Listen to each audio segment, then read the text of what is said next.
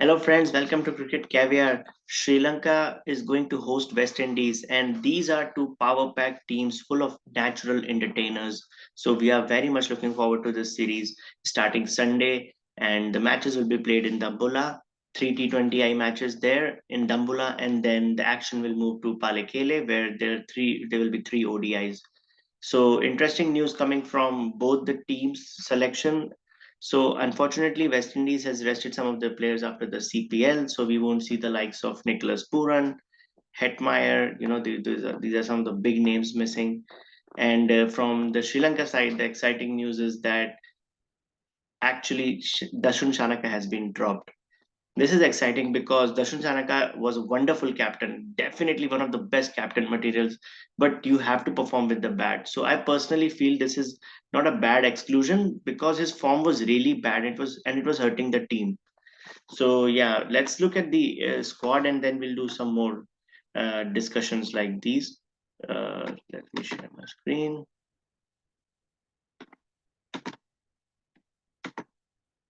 Okay, guys. So as you can see here, yeah, as you can see my screen here, we have Sri Lanka and West Indies. And what we have done is like I have made a 11, and then maybe when we start discussing, maybe there will be some players who might fit in better. But for Sri Lanka, Pathum Nissanka, absolute champion. He's now playing Test cricket as well, which is very good to see. And Pathum Nissanka definitely fits right there with Kushal Mendes at the top. And Pathum Nissanka has been Sri Lanka's best batter, especially within the white ball recently. So and his T20 average of 28 and strike rate of 119 doesn't do justice to his talent. He's definitely playing much better than what his numbers show, and he will be very important because Sri Lanka will need good opening. Kushal Mendes again, a very talented player, but we don't know why he's so inconsistent. But he can just turn the game on his head alone. So again, very important for Sri Lanka. Again, because these two players can play with a good strike rate, and that will be important facing West Indies because West Indies will be uh, are also known to play the power game. Number three will be I think Kusal Pereira might get a go. Although my personal choice would be Avishka Fernando, but I think Kusal Pereira might get one more chance. And then number four, Raja Paksa. I think Raja Paksa will be the player who will be replacing Shanaka. But you guys let me know your thoughts, right? But I think Raja Paksa is a very good player.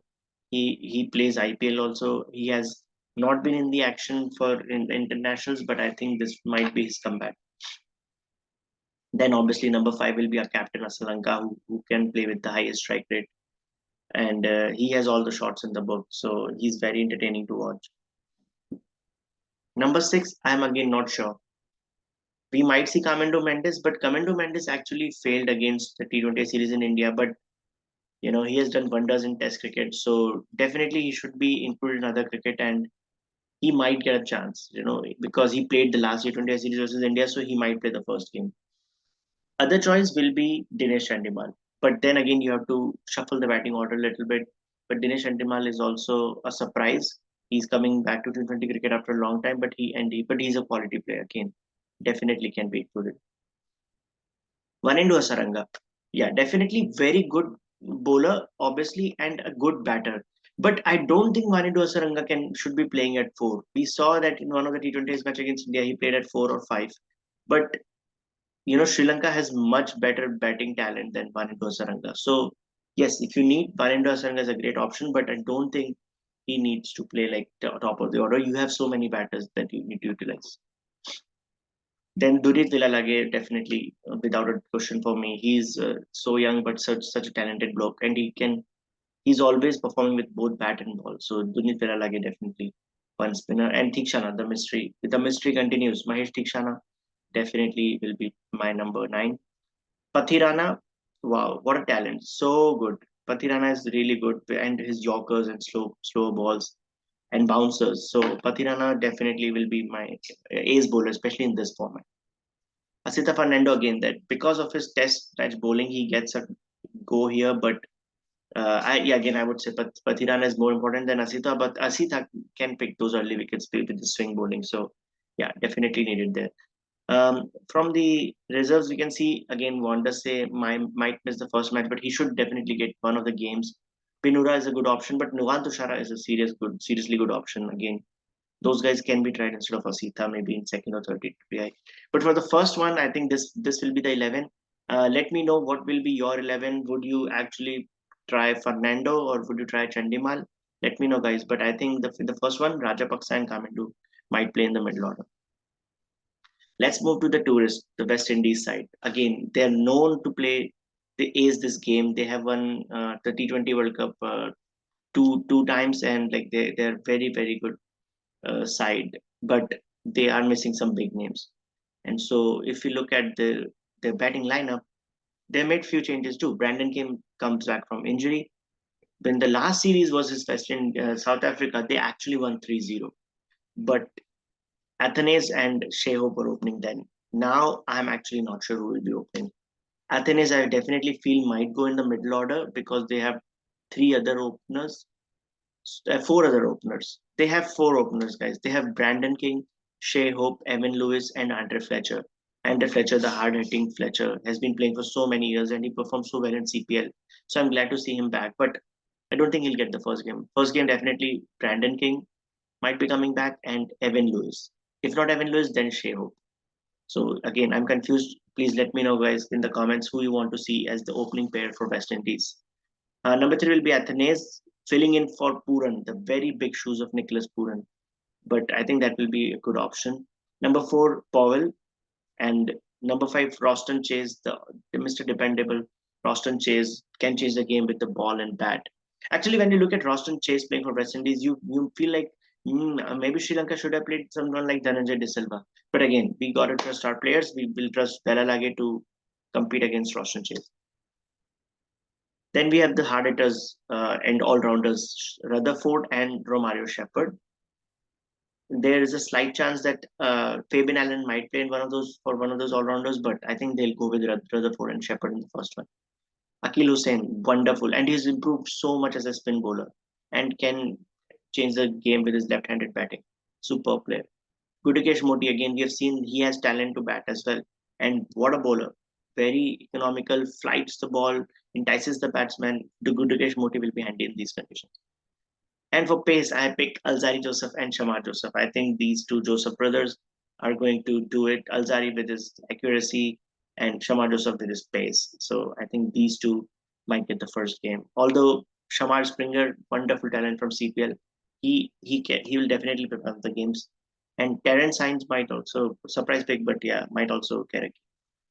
So again, if we compare these teams like neck to neck, definitely West Indies has that T20 game. But because the series is in Sri Lanka, Sri Lankan spinners are not easy to face. And Sri Lankan batters also have played well recently. So I would say that this will be a very close series. And Dambula pitch we have seen in the LPL Lanka Premier League, it was high scoring. So 180 definitely first innings you need to score 180. But can Sri Lanka score 180 on a regular basis? That's still a question to be answered. So I would just say West Indies might have the edge, even though I think it will be a very close series, and I don't know which side it will go to. 2-1 definitely, but I don't know which who will win 2-1. Definitely, when we have ODI series after this, Sri Lanka is massive favorite, but for the T20, it's hard to pick. So yeah, going back to the matchups, right? Sorry, the comparison squad comparison. So I think I would rate the openers to be very much same. In fact, Sri Lankan openers are actually better. Nisanka and Kushal Mendes, they are a very good player. But then when you come to the middle order, you can see the hitting that Roman Powell can do and Romario Shepherd can do. I think that's like you're talking about 250 striker zone. I don't think any of the Sri Lankan player can strike that well. Although Rajapaksa and Asalanka and Hasaranga are all very good strikers of the ball. So again, very much similar battle, but West Indies has that six hitting game which Sri Lanka might be lacking. Then we come to all rounders. Again, Sri Lanka and West Indies both have quality all rounders, and I would definitely want to see Shama Joseph playing because then you can match Pathirana. Pathirana with his pace, Shama Joseph with his pace, and the slowish track that definitely will be helpful.